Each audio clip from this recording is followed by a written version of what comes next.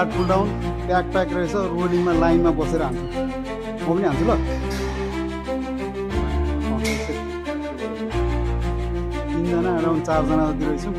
पालो गरेर त मजा आउने भयो ठिक छ मेन वार्मअप चाहिँ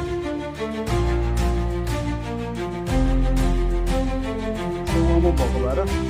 सोल्डर पनि मजाले वार्म होस् भनेर वाइडरबाट 10-12 रेपिटेसन सधैँ भने जस्तै lean back, stretch lats, shoulder retract अनि hip press अनि के हुन्छ lat engage भयो stretch pull hold squeeze breathe out negative flow breathe in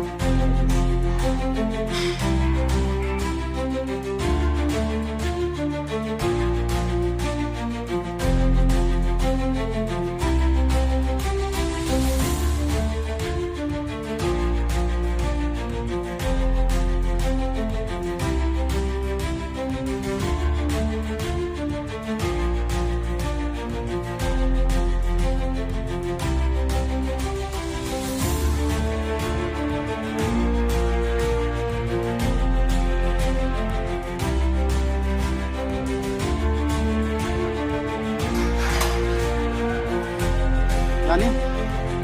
लगाउनु पर्ने झकाउनु पर्ने केही कुरो छैन जस्तो यहाँनिर हेर्नु सकिन्छ अराउन्ड कति हो उसले 20 हो 25 केजीको चाहिँ बाइसेप भनिरहेको छ अनि म चाहिँ 12.5 केजीले बेन्ड ओभर हानिरहेको छु सो त्यसमा लगाउनु पर्ने केही कुरा छैन अनि यो हेरेर भएन म भन्नाले इट्स नट मी म भनेको वर्कआउट गर्ने मान्छे उसले चाहिँ म अनि मेरो स्ट्रेन्थ भन्ने आउनु पर्यो लेट्स गो यो भयो स्ट्रेट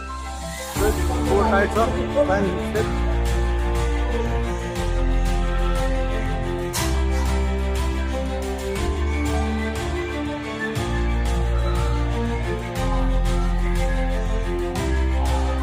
हरेक एक रेप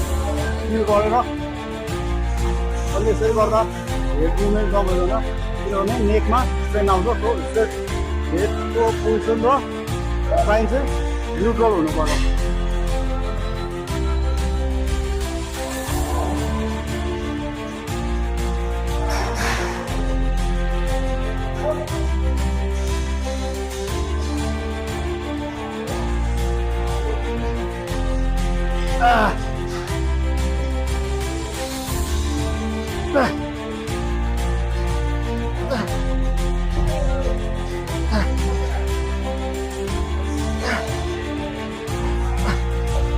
बसेर पुलओभर गर्छौँ हामी डम्बल पुलओभर गरे जस्तो तर रोपमा टेबल मसिनमा न्युट्रल ग्रिपमा खाएर म सो गर्छु लाई डाउन अब यसमा के हो भन्दाखेरि बडी स्टेबल भयो लोवर ब्याक धेरै हिज भएन स्लोली बस्यौँ हामी कोर टाइट अरू केही गर्नु पर्दैन रिट्र्याक्ट गरेर ब्याकलाई इङ्गेज गऱ्यो त्यस्तो भएको छ कोर टाइट ओन्ली मुभमेन्ट के को भन्दा हातको मात्रै स्लोली यसरी हातको भयो यसमा चाहिँ लाटलाई स्क्विज फिल मतलब स्ट्रेच फिल फुल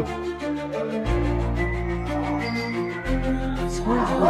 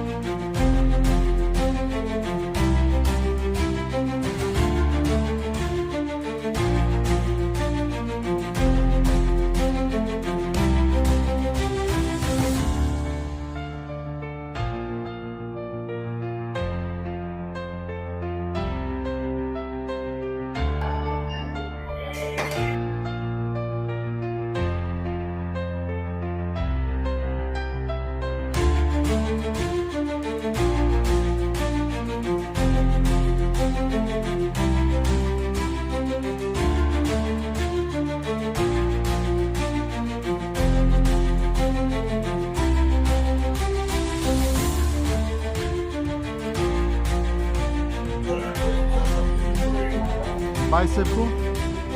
लास्ट एक्सर्साइज उचाइ हो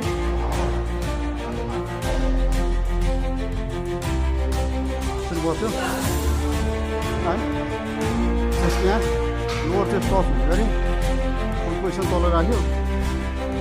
अनि यतिकै हान्दा पनि हुन्छ तर अझै इफेक्टिभ के गर्ने हुँदो रहेछ भन्दा सोल्डर रिट्र्याक्ट डिप्रेस अनि त्यसलाई चाहिँ अप्पै कोर टाइट ब्याकलाई धेरै इङ्गेज नगर्यो हाकियो पोजिसन स्लोली युनिल्याटर हान्न पाइयो स्क्विज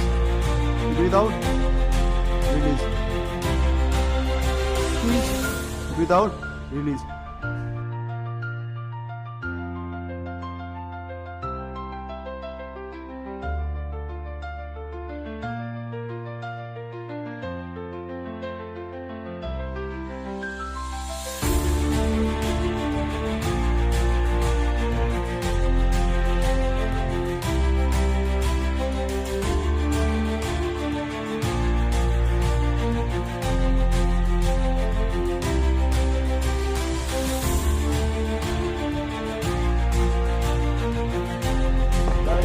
Thank you, bhai.